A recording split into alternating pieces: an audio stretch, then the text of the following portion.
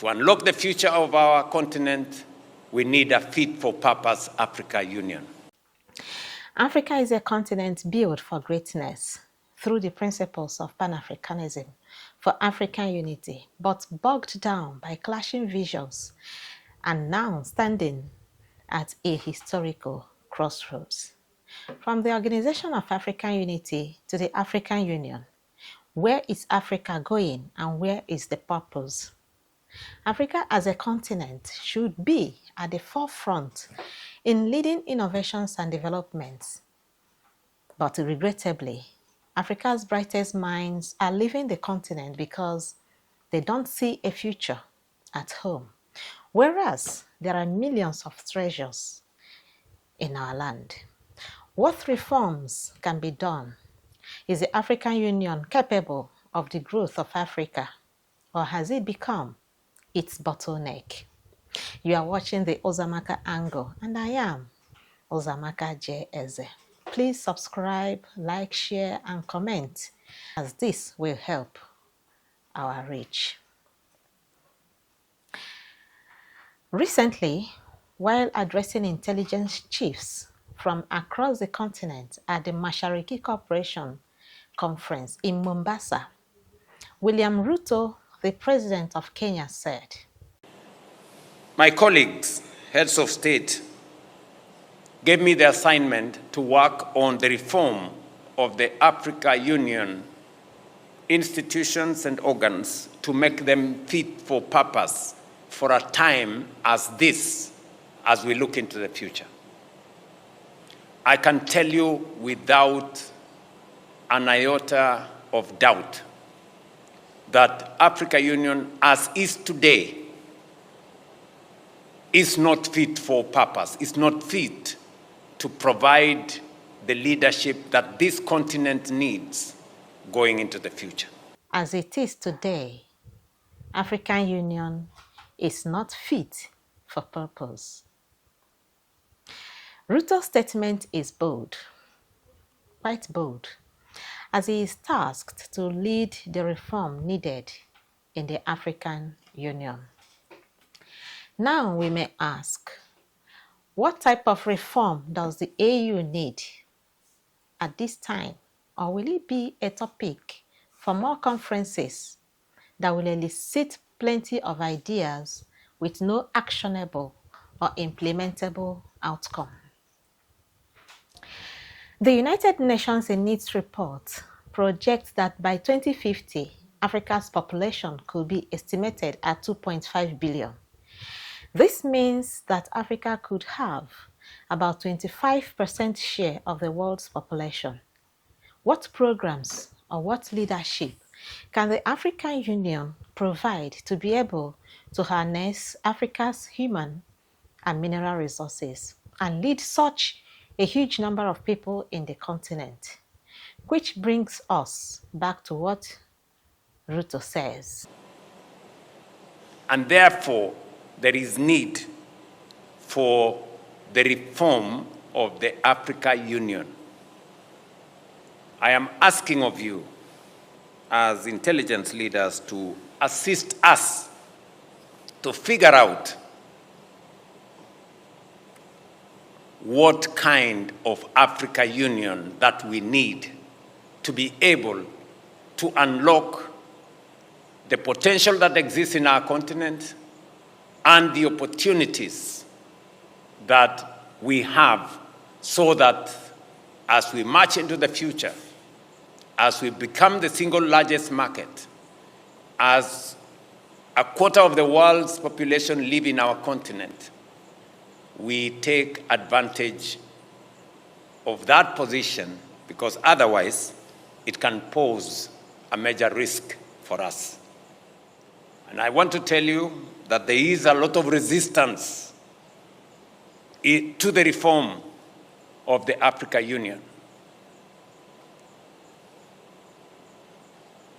And we must work together for us to have an organization that is fit for purpose, that can represent our continent appropriately, and that can steer this continent into the future. After nearly a quarter century of the AU experimenting with a vision of, quote, an integrated, prosperous, and peaceful Africa driven by its own citizens and representing a dynamic force in the global arena, unquote. This call to reform the AU for the future tasks the mind for the purpose of the earlier reform from the Organization of African Unity, which was teased that the OAU failed at post-colonial economic issues, internal conflicts, and human rights issues, and with its non-interference policy, there was a need to reform to the African Union, which, as assumed, has failed. The AU has failed in securing peace, stability, and security of the peoples of the continent, failed to raise the living standards of African peoples, failed to secure economic independence, and many more from the objectives of its setup, and failed to be a dynamic force in the global arena. It took the position of indifference in many conflicts and vulnerabilities of the continent, as it is now taking the position of indifference with the South Africa's Operation Dudula, the xenophobic movement currently ongoing.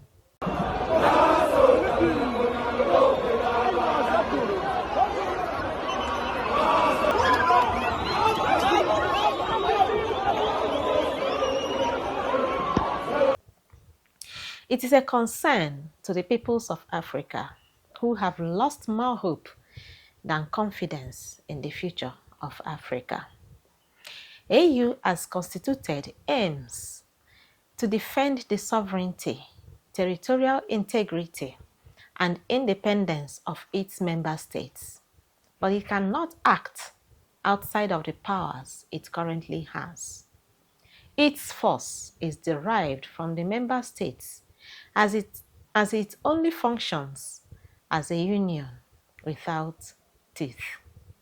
Like the OAU, AU is affected by the supremacy of sovereignty, whose allegiance often lies not with the continent, but with external control and the interests of former colonial nations. Africa and Europe are called to answer the very same questions. How can we create good jobs for our people? How can we deliver on the aspiration of our youth? How can we de-risk and diversify our economies? How can we break free from unsustainable dependencies while ensuring access to capital, resources, and technologies we need? Africa and Europe need each other more than ever before. The AU itself, modeled after the EU, is being funded by member states through a 0.2% levy on eligible imports, which member states often fail to pay, and external funds from international partners like China, EU, whose interests for funding overlaps the interests of Africa. This has weakened the Union and hampered the realization of its objectives. When Africa AU collects funding from outside, how do you think their interests, Africa's interests, will be protected and projected?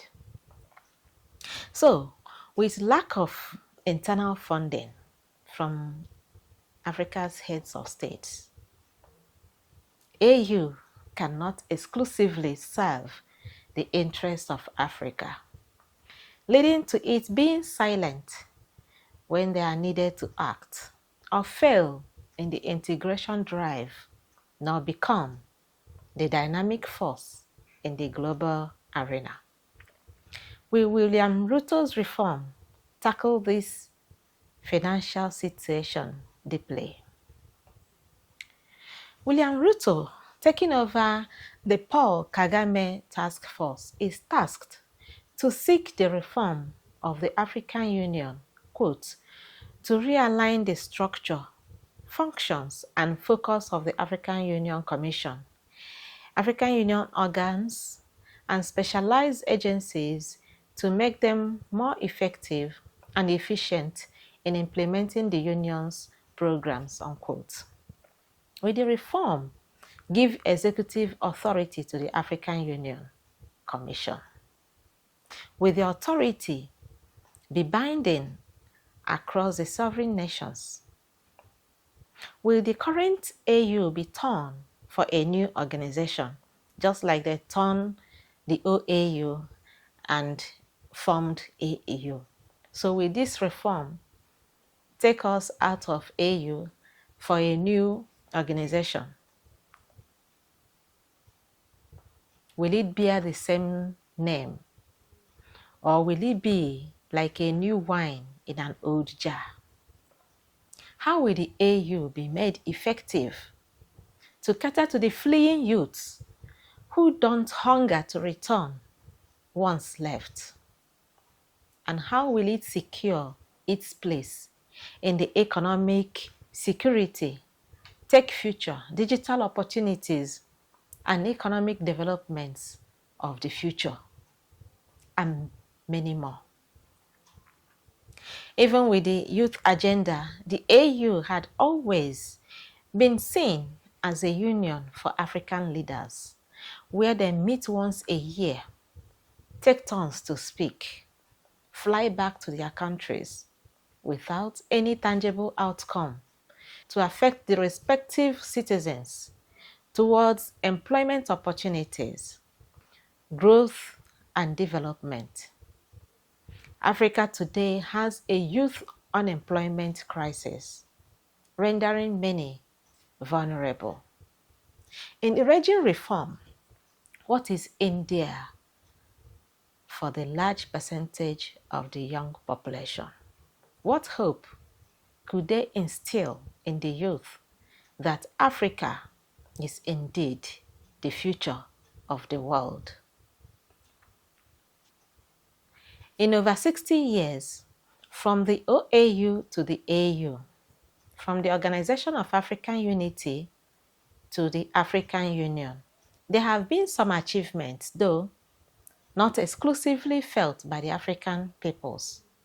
From nations' independence to having a permanent seat at the G20, African Continental Free Trade Area, when fully successful, will be a single continental free market area, and with the visa-free in view, free movement of the peoples will integrate Africa and boost economic cooperation.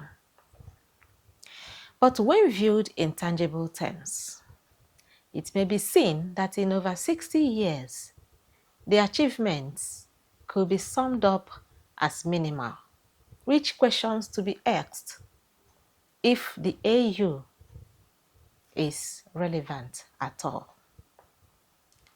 To further African integration, the AU, that is African Union, is relevant but hampered by the lack of economic and financial independence orchestrated by the heads of the member states. Lack of political will from these leaders who are tied to external interests, and then the big elephant in the room, corruption. If African leaders want the African Union to work, it is simple. Fund it. It is simple. Fund African Union. Do we continue to be from reform to reform? After reforming African Union, will reform bring funding for the implementation of its programs? So, if they actually want African Union to work, they should fund it. It is not through, they should not, the African Union cannot work not by the elegance of their speeches of needed reform, but by political will to fundamentally detach and divorce from external interests and dependencies. These leaders should have backbone to institute tangible reforms and be visionary. They should have political will to fight corruption, starting from them, and be in solidarity towards Africa's development. So the most important thing towards the reform of African Union should be to divorce and detach from external interests and external control, and have the political will to fund the African Union. African leaders and the African Union must secure economic independence.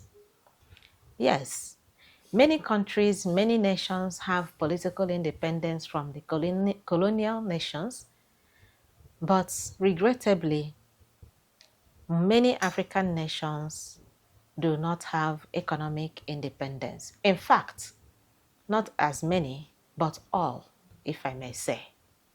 They do not have economic independence, but more especially the Saharan and Sub-Saharan Africans. So, African leaders and the African Union must secure economic independence. There is no independence without economic independence, which is why Africa is plundered, exploited, and continued insecurity being witnessed across Africa, and among other issues. So the fundamental thing is to secure economic independence. In today's angle, one thing remains clear. The African Union cannot continue as a monument of intentions and visions. The transition from the OAU to the AU, as we have seen, transformed from non-interference of the past to the indifference of the present. The future of Africa cannot wait again. The 2.5 billion Africans will be looking for a continent that values its own treasures and understand and know how to win. I am Uzoamaka J. and this has been the Uzoamaka Angle. If you value our work, the best way to support UJME Media is by subscribing. Thank you very much as you do so. Looking forward to another amazing episode of the Uzoamaka Angle. Thank you.